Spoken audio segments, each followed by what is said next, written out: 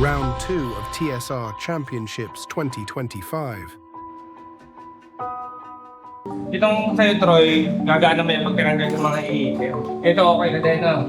Yung sa akin, kailangan ko magdaan. Okay na. So, ang unang labas natin, qualifying natin. Ang magiging discard natin, una si Troy. Tapos ikaw, bigyan mo ng gap.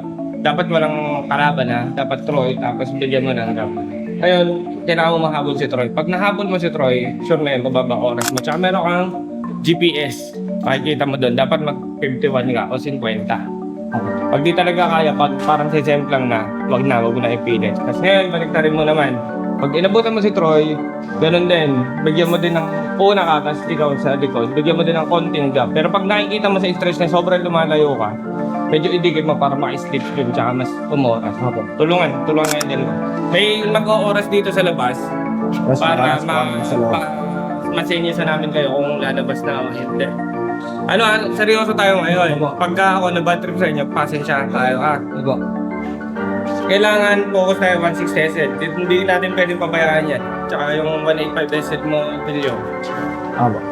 Dito sa team namin, hindi choice ng mataas.